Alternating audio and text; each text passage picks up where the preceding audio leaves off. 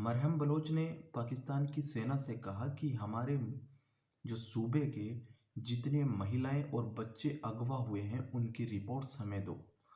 अगर आप हमें रिपोर्ट्स नहीं दे सकते तो कम से कम हमें उनकी डेड बॉडी ही ला कर दो। वो जिंदा है या मर गए इतनी ही खबर ही हमें ला के दो।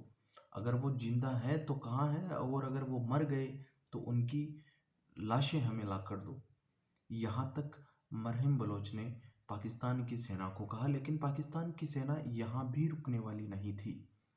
पाकिस्तान की सेना ने वहाँ पर एक और हमला किया जिसमें कई सैकड़ों लोगों की जानें गई। जवाब में Balochistan army Balochistan liberation army BLA ने एक ट्रेन को निशाना बनाया और उस ट्रेन में जो थे वो पाकिस्तान की सेना थी। बलूचिस्तान आर्मी के लोग पिछले 2 सालों में उनका पाकिस्तान में अटैक करने का तरीका बहुत पूर्ण रूप से बदल गया है। एक तो वो बाहरी लोगों पर आक्रमण कर रहे हैं, उनको टारगेट कर रहे हैं, उनको मार रहे हैं, एक पाकिस्तान की आर्मी को। अब इससे दो चीज़ें होंगी। जब वो एक आम पाकिस्तानी को मारते थे तब वो लाइमलाइट में नहीं आते थे, लेकिन अब जब वो किसी चाइना के आदमी को या किसी अमेरिकी आदमी को या किसी भी गोरे को मारते हैं तो वो लाइमलाइट में आते हैं। और या फिर वो किसी पाकिस्तानी सेना के जवान को मारते हैं इसलिए आते हैं।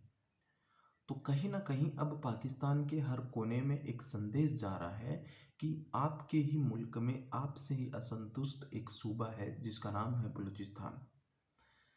बलूचिस्तान एक ऐसा इलाका है और जिसके हर तरफ भौगोलिक रूप से बहुत ही खूबसूरत इलाका है, लेकिन पाकिस्तान सिर्फ यहाँ से निचोड़ कर खाने की आदत है। पाकिस्तान पूर्ण रूप से बर्बाद होने की कगार पर है और उसमें आतंकवाद को फैलाने में बहुत सारे लोगों का हाथ है। हाफिज सईद जैसे लोगों को अगर आपने पनाह अपने मुल्क में दे रखी हो और फिर आप अमन और चैन की बहाली की दुआ मांगो तो ये कहीं ना कहीं बहुत गलत है।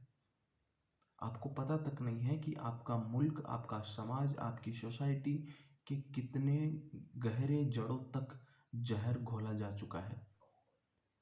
पाकिस्तान में ये सब इन सब की शुरुआत जहाँ से हुई वो पाकिस्तान की आर्मी और उसके बाद पाकिस्तान के गिने चुने मौलाना, हालांकि मौलाना सभी है लेकिन उनमें भी वो मौलाना जो कि यूनिवर्सिटियों में जाकर आपके स्कूली स्टूडेंट को और आपके कॉलेज स्टूडेंट के मन में जहर घोल रहे हैं। ये कहीं ना कहीं आपको बर्बाद करने की राह पर चलने वाला